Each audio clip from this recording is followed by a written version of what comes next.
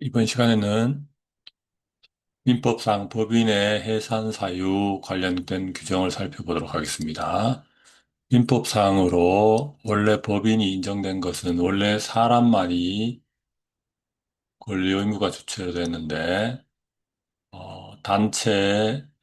단체도 이제 사회적으로 하나의 실체로 인정해 주기 위해서 사람들이 모인 단체를 사단법인이라 하고요. 재산 중심으로 모인 단체를 재단법인이라고 해서 여기에서 이 단체 명의로도 사회적인 여러 가지 행위를 하니까 이거를 법인으로 인정을 해준 겁니다. 그러니까 여기는 당연히 우리가 어떤 목적이 있어야 되겠고, 그 목적 기준에 맞춰서 인정된 단체만이 법인으로 인정되는 것이고, 그 법인이 어떤 위법한 행위를 하면 해산하는 사유들을 당연히 민법에 규정을 해뒀겠죠. 보도록 하겠습니다. 먼저 설립할 때 법인은 어떻게 설립을 하냐면 법인 성립의 준칙이라는 건 기준이라는 뜻입니다. 성립은 설립한다는 뜻이고요.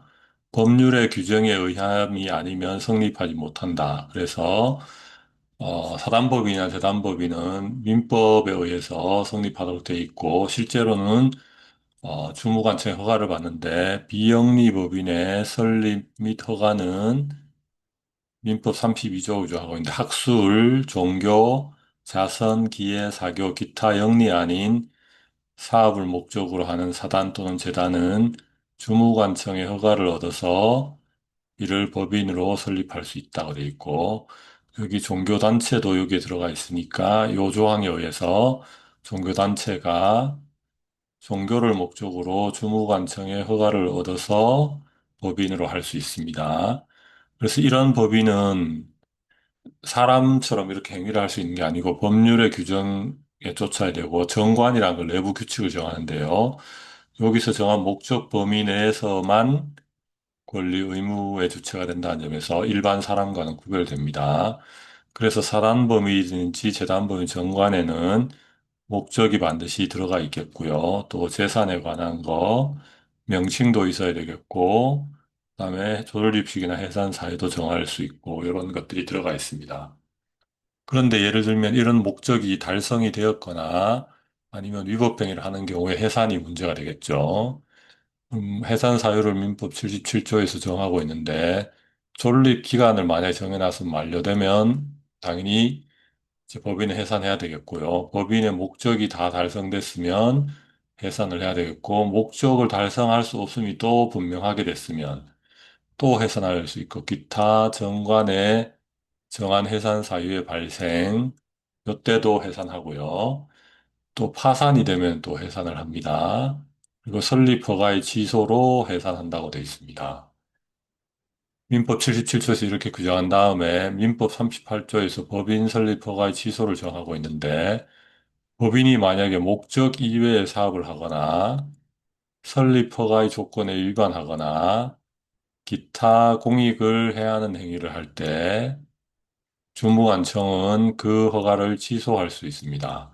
그러니까 지금 문제가 된 종교단체의 경우에 목적 이외의 사업을 했다고 볼 수 있느냐, 그 다음에 설립 허가의 조건에 위반됐다고 볼 수 있느냐, 기타 공익을 해야 하는 행위를 한 때에 해당하느냐, 요때 해당한다고 판단되면 허가를 취소할 수 있고요.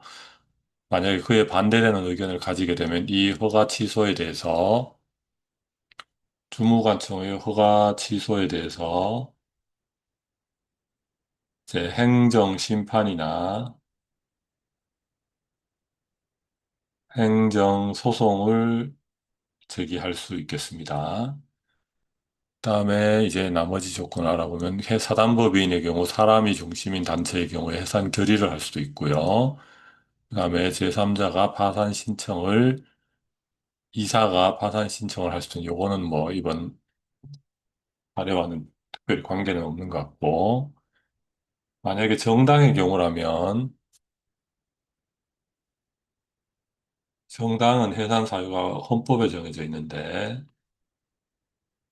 정당 해산 심판을 해야 되고요. 그래서 정당은 헌법상의 단체이고 우리 재단법이나 이런 종교단체의 경우에는 헌법에는 종교와 정치가 분리된다 이런 규정만 있고 그 설립이나 해산에 관해서는 일반 민법에 적용을 받기 때문에 해산 사유에 해당하는가, 그다음에 설립 허가의 취소 사유에 해당하는가, 목적 이해 사업을 행한 경우에 해당하는가, 기타 공익을 해하는 행위를 한 때 해당하는가, 이런 것들이 앞으로 쟁점이 될 것으로 보입니다.